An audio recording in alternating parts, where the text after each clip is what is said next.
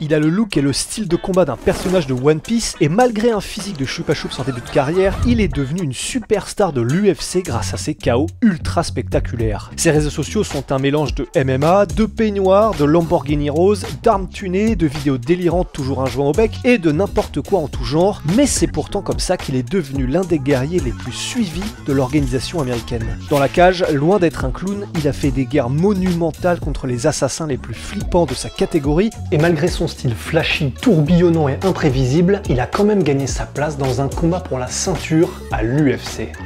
Voici l'histoire de Sugar Sean O'Malley.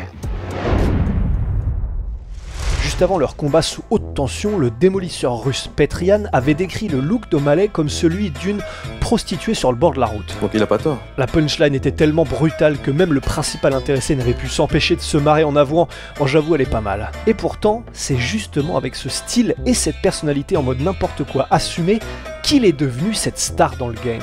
Sa coupe de cheveux en mode disco, de couleurs et de motifs constamment différents, sa manière de s'habiller excentrique, colorée, flamboyante, son corps longiligne et pas spécialement dessiné, ses tatouages bariolés même sur le visage, tout ça offre à ses haters la comparaison facile avec un clown, mais il y a bien longtemps que ces moqueries lui passent au-dessus. Après quelques années à l'UFC seulement, O'Malley est déjà millionnaire, il possède plusieurs maisons, se déplace en jet privé et est à l'abri financièrement jusqu'à sa retraite s'il le voulait. Son objectif premier, qui était de devenir riche et célèbre en combattant, est d'ores et déjà validé et il n'a même pas 30 ans lors de son premier combat pour un titre UFC.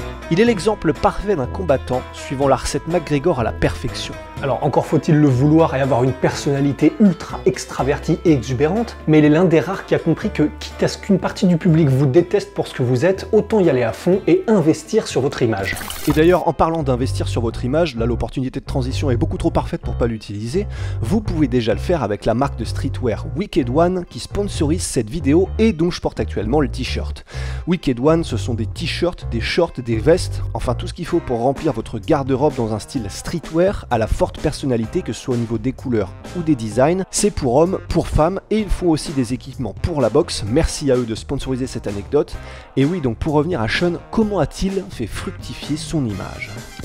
Dans un premier temps, il est ainsi devenu riche en jouant à des jeux vidéo sur Twitch en parallèle de sa carrière de combattant, puis en même temps qu'il faisait grossir ses réseaux sociaux avec ses vidéos toujours plus what the fuck, ses provocations toujours plus osées et ses ambitions toujours plus affichées, il a capitalisé sur des sponsors qui lui ont permis d'avoir un style de vie de plus en plus clinquant qu'il peut alors exhiber sur ses réseaux et il a ainsi installé une boucle d'amplification. Et c'est avec cette recette qu'il a réussi à acheter ses villas, son gym personnel et son studio de podcast.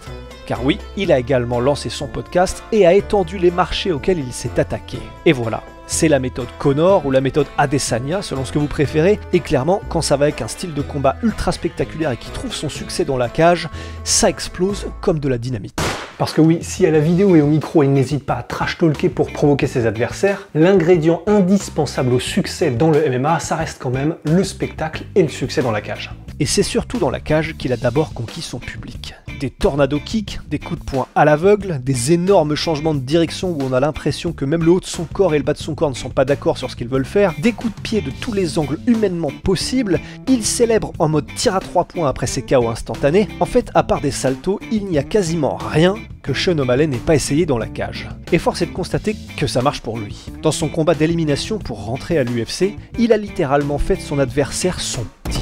En l'espace de 4 minutes, il lui a tout fait pour finalement mettre un KO d'un seul coup et en toute décontraction. Sa carrière à l'UFC par la suite sera ralentie par des blessures et une suspension suite à un test positif pour une substance interdite qu'il maintiendra éloigné de l'octogone pendant 2 ans, mais après son retour en 2020, il n'a pas perdu de temps. 8 combats, 6 victoires, un match nul et une défaite contre Marlon Vera après qu'il se soit cassé le pied contre le genou du terrifiant équatorien. Le combat qui achèvera de lui donner le respect de tous les fans de MMA sera celui contre l'ancien champion Petrian, contre lequel Sean O'Malley fera jeu égal pendant 15 minutes, au terme desquels il remportera une décision ultra tendu.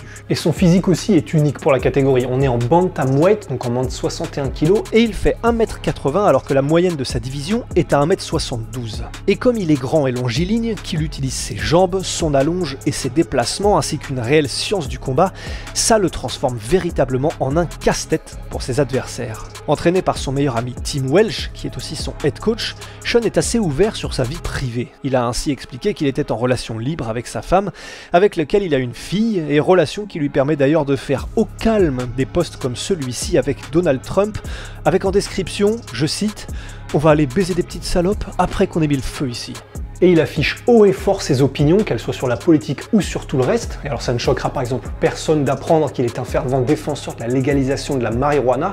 Et il explique aussi qu'il a été pendant un temps vegan avant de revenir à manger de la viande en disant « Lorsque j'étais vegan, je me sentais pas pire, mais je me sentais pas incroyable non plus. Et quand j'ai recommencé à manger de la viande, j'avais plus d'énergie, je me sentais plus agressif, je me sentais plus comme un homme. » Et alors je sais que ce genre de sujet, généralement, ça crée des guerres civiles en commentaire, donc les gars, restons courtois, c'est son opinion, il ne prétend absolument pas être un expert, et ce qui va pour lui ne va peut-être pas pour une partie d'entre vous.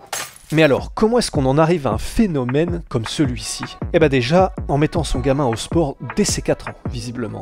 Dès leurs 4 ans, Sean et ses frères et sœurs sont orientés vers le sport par leurs parents, sport qu'ils pratiquent de manière régulière. Basketball, foot, baseball, les enfants au malais font de tout et deviennent tôt de vrais athlètes. Mais une chose est sûre assez rapidement aussi, Sean n'aime pas les sports d'équipe. Il n'aime pas être coaché, il n'aime pas l'autorité quelle qu'elle soit. Ayant un corps grand et maigre, il passe sa jeunesse pétri d'insécurité et dans l'angoisse que des plus grands et plus forts que lui ne viennent l'humilier et le violenter. La confrontation physique lui fait peur et il est même repoussé par les combats de manière générale. Vers ses 12 ans, son père et ses 2 frères aimaient se planquer au sous-sol tous ensemble pour regarder en cachette des vidéos de combats de MMA. Et alors ils devaient faire ça discrètement et sans se faire débusquer par leur mère, car elle refusait que ses enfants voient de la violence, du sang et des coups à la télévision. Mais un beau jour, alors qu'ils suivent leur petite routine de contrebande, le petit Sean découvre le poteau rose et il descend lui aussi pour voir ce que bricolaient le reste des garçons de la famille. Et quand il les trouve en train de regarder l'UFC, il est dégoûté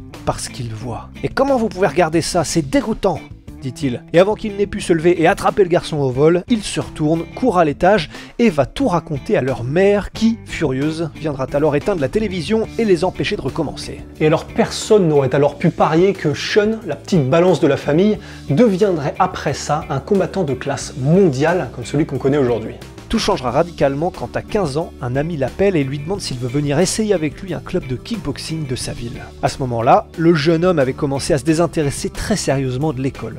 Il était perdu dans sa vie, mais il savait une chose pour sûre, il détestait les cours. Mais pas juste « Ah purée, je déteste ça » comme 90% d'entre nous l'ont pensé quand on y était. Lui, il déteste l'école presque de manière physique. Il a l'impression de perdre son temps, de ne rien apprendre de réel, et ça provoque en lui une réaction presque épidermique de dégoût. Alors, prêt à tout essayer et malgré ses appréhensions du combat, il répond « Ouais, grave » à l'invitation d'essayer un cours de boxe pied-point. Et une fois au club, ce fut le coup de foudre dès la première séance. Immédiatement, à l'instinct, il change de garde, tente et réussit des coups de pierre tournés, bouge de manière fluide. Clairement, au-delà d'être athlétique, il est un naturel comme on n'en voit que de manière rarissime dans les sports de combat. Il fait alors ses premiers combats dès 16 ans et le succès est immédiatement au rendez-vous. Dans son état du Montana, personne n'est au niveau du jeune phénomène. Alors ses insécurités diminuent et sa confiance en lui commence à monter en flèche, et arrivé en première, il prend alors la décision radicale de quitter l'école complètement. Il tentera de faire un stage accéléré pour passer l'équivalent du bac américain, mais il en sera renvoyé pour bagarre. Ah ça, il avait bien grandi le petit garçon fragile, cafetant tout à sa mère. Il continue le kickboxing jusqu'à ses 18 ans, âge auquel il commence le MMA avec le rêve de devenir riche et célèbre à l'UFC, la même organisation qu'il dégoûtait 6 ans plus tôt. Nouveau coup de foudre pour le MMA, et il acquiert alors la certitude qu'il veut faire ça pour le reste de sa vie. Il ne sait pas encore comment, si ça veut dire faire carrière dans les sports de combat, mais il sait qu'il veut devenir le meilleur combattant possible. Il dit « Si je ne combattais pas, je n'ai aucune idée de ce que je serais en train de faire de ma vie. Mais le simple fait que j'ai appris à combattre, que j'ai appris ce que ça prend de progresser, de s'améliorer, j'ai réalisé que même s'il s'avérait que je ne pouvais plus combattre, je sais que je pourrais devenir bon dans autre chose et que je serais capable d'avoir une carrière. C'est le combat qui m'a appris ça, pas l'école. J'ai pris le chemin du combat et c'est là où j'ai le plus appris. J'ai appris à manger sainement, j'ai appris à traiter mon corps correctement, j'ai appris toutes ces choses pour devenir une meilleure personne. Donc, il n'y a aucun doute que le combat m'a plus aidé que l'école ne l'a jamais fait.